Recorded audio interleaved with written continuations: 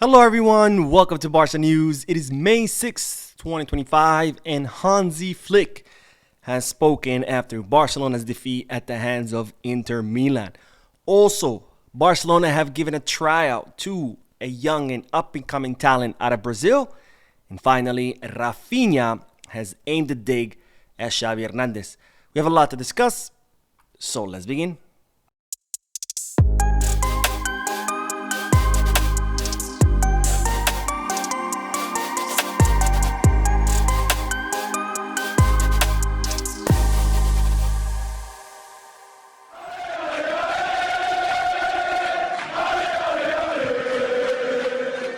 Hello everyone, welcome to the channel. My name is Mo and we'll begin this video with the devastating news that today Barcelona suffered a defeat at the hands of Inter Milan 4-3 for an aggregate of 76 in the semifinals of the Champions League, bringing the incredible run of Barcelona in the European competition to an end.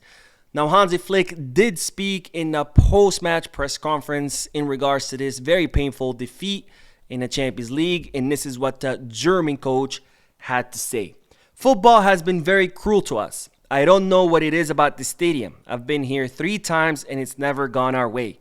We all know what happened with this referee last time. We have to be proud. No one believed in us. They said it was a transition year, that we were very young, and in the end, look at all this. Football is about occasional mistakes. In the second half, we were far superior. We showed what a team we are. In extra time, they closed up really well, and it was already difficult. I don't think it will affect Sunday. We exceeded expectations. The team comes out stronger today, even if it wasn't to be. So Hansi Flick stating that today, well, football was cruel to us, and I 100% agree with him because I believe Barcelona were superior to Inter Milan in both legs of the semifinals. But unfortunately, that's football. Sometimes the better team doesn't always win, and that was the case today with Barcelona losing and Inter Milan advancing to the final. And this, of course, brings an end to our Champions League run, to our incredible Champions League run.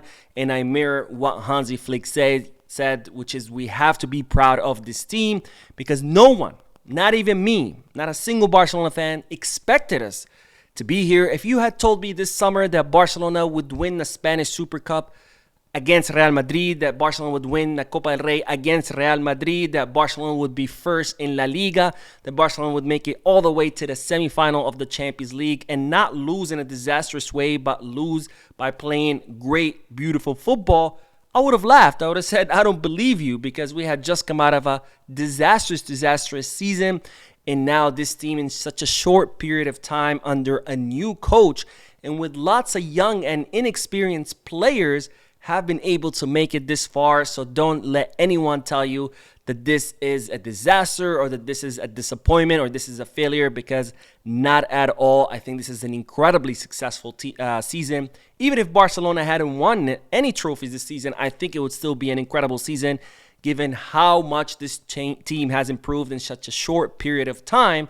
And we're not going to go trophyless. We've already won 2 with a chance of winning a 3rd one. So that makes the season even more successful.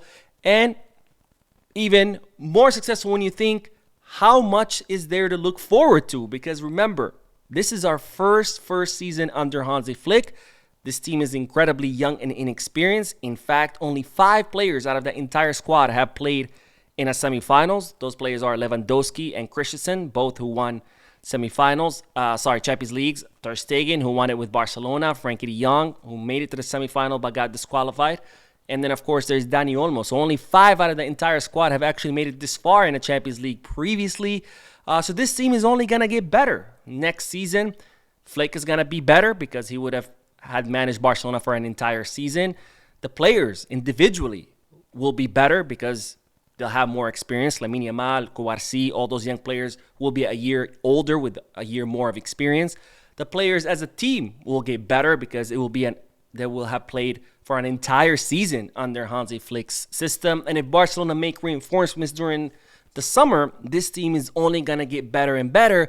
And given how young this team is, we have a team that could be dominant in Europe for the next 10 years. And that's very promising.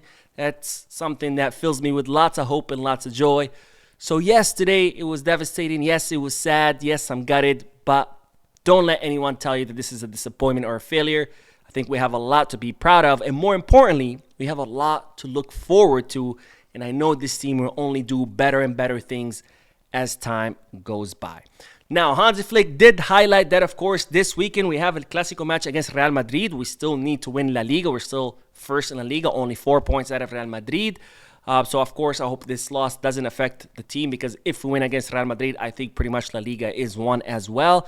But speaking of the El Clasico match, it looks like it will be difficult, not only because Real Madrid is a difficult team and we just played 2 extra halves, so the players could be tired, but because the referees have also been announced, and well, no other than Hernandez has been chosen as the referee for this weekend. And to make things even worse, Martinez Munuera will be in the VAR.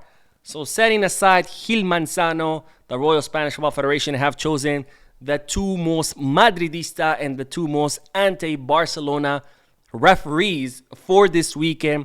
So yes, that's another thing we're going to have to deal with. Not just the fatigue, not just Real Madrid, who despite being shite, they're still Real Madrid. But we're also going to have to deal with the referees. So the team is going to have to be at the top of their form and not leave any room for refereeing errors to benefit Madrid. Now, from one bad news, we move on to another bad news, because, ladies and gentlemen, Dani Rodriguez, who suffered an acute dislocation during his debut against Real Valladolid, will have to undergo surgery to his shoulder, and that means that the youngster will be out for 2 to 3 months. A big blow to Dani Rodriguez, who had just spent several months injured with Barca Athletic. He had just recovered from his injury, finally made his debut with the first team, and now he's going to be out for another 2 to 3 months. So big blow for Dani Rodriguez. But I guess the silver lining is the season is almost over. So he's going to be out May, June, maybe July. And by the time he'll be back, he'll hopefully be able to join the preseason, where it's reported that Hansi Flick would like to try him out to see whether he can earn a spot on the first team. Given how talented Dani Rodriguez is, he very much could surprise all of us. And who knows, maybe earn a spot on Flick's roster. Now, speaking of young promising player, Barcelona have handed a tryout to a young up-and-coming Brazilian player named João Vitor Roraima. Now, João Vitor Roraima is a 17-year-old midfielder who currently plays for Ibrachina in Brazil. He operates as a number 10. He played in the Copinha, and Deco has been tracking this player and has been very impressed with his skills and talent. And as such, Barcelona have handed him a tryout so he can train with the youth team, with the juvenil, see how he does. And well, if he impresses the coaches, there's a chance that Barcelona could sign him. And this is, of course, as part of Barcelona's efforts to continue looking and digging out young, promising talent from all around the world, which, of course, is an initiative that I'm 1,000% behind, because after all, you know, bringing young players, it's a lot more cost efficient than signing big stars. Plus, when they're this young, you can also mold them to be the players that can fit into your system. And finally, the risk is very low, because if you spend $1 million on a player and he ends up failing, it's just $1 million, versus spending 120, 130 million on a player, and then if he fails, then now you're out a lot of money. Anyways, let's end this video with the news that Raphinha has aimed a dig at Xavi Hernandez, where he spoke on a YouTube channel about his previous experience with the former Barcelona coach and the Barcelona legend Xavi Hernandez. And this is what Raphinha had to say. "I felt that neither he nor the coaching staff trusted me. When there was no other, I was there and played the full 90 minutes. I gave everything I had to deliver and solved the games." I don't know what games he's talking about. "But when there was someone else who could play in my place, he did it without thinking. Sometimes I was doing everything in 60 minutes and he would take me out. There's an iconic video where I explode when I get to the bench and punch. I think it was the game against Manchester United where I had been very good. I had scored a goal and I had given an assist. I think we were 2-2 and he took me out. I had just created a very clear opportunity. I felt comfortable and playing very well. And the first substitution was me. When I saw it, I couldn't believe it. I tried to fix it. I had several conversations with him, but I saw that these didn't make any difference. He had his way of thinking. Now, look, don't get me wrong. I've criticized Xavi Hernandez a lot, but I think here Raphinha is in the wrong. Because Xavi Hernandez might have not been a great coach, but let's be honest here. Raphinha was not up to par last season. He was not up to par the season before. This season, he's incredible. We're talking about Ballon d'Or numbers. And if he wins the Ballon d'Or, it would be very much deservedly so. But that wasn't the case the last 2 seasons. And the fact that Raphinha is complaining about Xavi Hernandez substituting him, it just doesn't make sense to me, because Xavi wasn't not substituting Raphinha because he was just bored or had nothing better to do. He was doing it because Raphinha did not perform in any matches. And Raphinha says he was solving matches. I mean, what matches was he solving? And he also says that Xavi would substitute him without thinking. I mean, come on. Again, I don't think Xavi was a great coach, but to say that he would just substitute you without thinking, let's cut the horse shit here. Raphinha, you were not good enough the last 2 seasons. That's why Xavi used to take you out. And I guess the silver lining is that Xavi had to rely more on Lamine Yamal, so Lamine Yamal ended up being the player that he is now. But let's not blame Xavi for what you went through the last 2 seasons. You were simply not good enough the last 2 seasons. This season, you're incredible. Now, if you were playing last season like you are right now, and Xavi was still taking you out, then I would be like, yeah, absolutely, 100%. Xavi, what the hell are you doing? But let's be honest here. Anyways, that is all for this video. I did do the post-match live analysis today. If you haven't seen it yet, make sure you do. Don't forget to hit the like button, subscribe to the channel, drop a comment. And as always, Visca Barça.